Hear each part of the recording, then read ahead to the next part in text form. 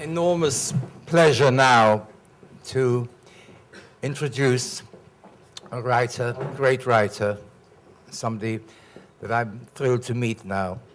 And he, too, will be reading an extract from I don't actually know what, but I look forward to it. Ladies and gentlemen, Mr. Don DeLillo.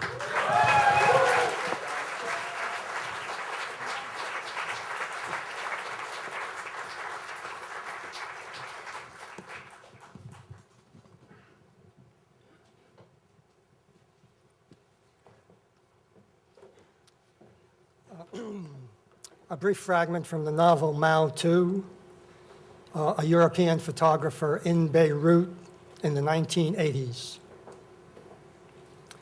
Brita is staying in East Beirut in a flat that belongs to a friend of a friend. The hotels are crushed or ransacked or occupied by squatters, and the flat has been empty for over a year. So here she is back out on the balcony again. It's late, and she has eaten and taken a bath and read a magazine piece about Beirut, because what else can you read or think or talk about in a place like this? She doesn't especially want to sleep. Not that sleep would be easy in any case. All night, intermittent bursts of machine gun fire and many dark rumbles to the immediate east that sound like mountains ringing, and the odd round fired now and then, some despond of the heart or a drug deal gone slightly sour. And she doesn't like being in bed when the shooters are about. Even in the periodic stillness, she finds herself scrutinizing the silence, waiting uneasily for the boxy clatter to begin again. So out she comes one more time, half-dressed, wanting to stand within it, feel the cordite wash of the city against her skin. She sees streaky lights bolting from the coast and making long, bodiless arcs over the roofscape and down through scuds of dark smoke that roll across the low sky. A black van goes by right below, and there's a curly-haired guy sticking out of the sunroof wearing an iridescent tracksuit and shouldering a rocket-propelled grenade launcher that's about 7 feet long. He is the phallic master of the Levant, at least for now. A radio plays voices calling in, several radios perched on balconies. People talking about Beirut because there's no other subject. She wants to stand inside it. It is wrapped all around her like some computerized wall of enhanced sensation. She goes inside and finds a bottle of Midori melon liqueur. She can hardly believe there is such a thing. She has seen it advertised at airports and convention centers, the walk-through places of the world. She pours some into a glass and takes it out to the balcony. Sirens going in the distance. On a wall across the street, layers of graffiti, deep deposits of names and dates and slogans. A silver flare sails briefly over the streets, bits of incandescence trailing away, radio voices calling all around her. Beirut, Beirut. They crowd in toward her, pressing with a mournful force. People calling from basement shelters, faces in shadow, clothing going dark with heavy sweat, sleeping children curled around their war toys. All the hostages, pray for them stashed in their closets and toilets. All the babies, pray for them lying in rag hammocks. All the refugees, pray for their dead and wait for the shelling to subside. The war is so fucking simple. It is the lunar part of us that dreams of wasted terrain. She hears their voices calling across the leveled city. Our only language is Beirut. She drinks the scummy green liqueur and goes inside to get some sleep. She has to be up before 7 and on her way out of here. About an hour later, something wakes her. She comes out on the balcony again, telling herself to be alert. It is nearly 4 a.m. and she has a sense of some heavy presence, a grinding in the earth.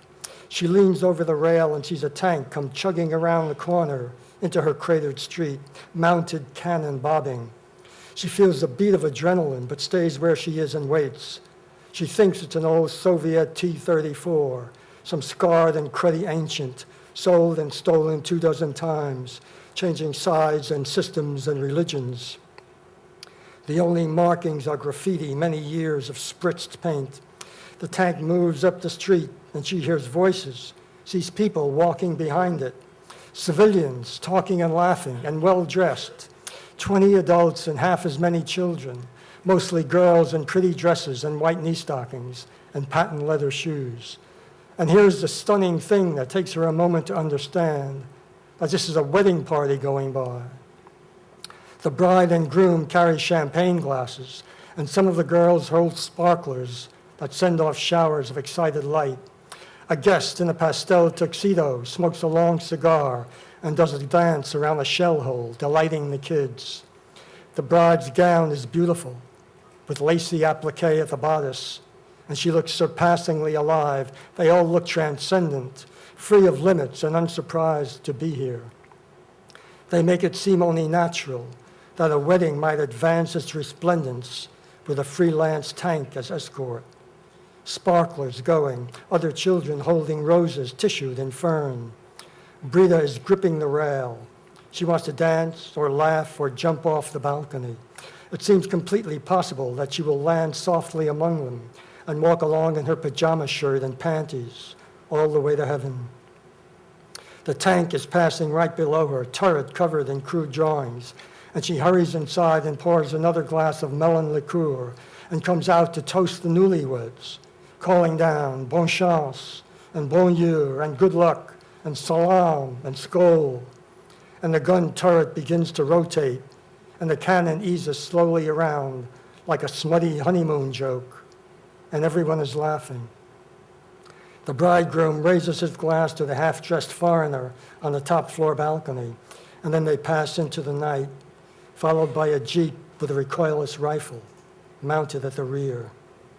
It is over too soon. She stays outside, listening to the last small rustle of their voices falling. It is still dark, and she feels a chill in the smoky air. The city is quiet for the first time since she arrived. She examines the silence. She looks out past the rooftops, westward. There's a flash out there in the dark, near a major checkpoint. Then another in the same spot, several more, intense and white. She waits for the reciprocating flash, the return fire. But all the bursts are in one spot, and there is no sound. What can it be then if it's not the start of the day's first exchange of automatic weapons fire? Only one thing, of course. Someone is out there with a camera and a flash unit. Brita stays on the balcony for another minute, watching the magnesium pulse that brings an image to a strip of film. She crosses her arms over her body against the chill and counts off the bursts of relentless light. The dead city photographed one more time. Thank you.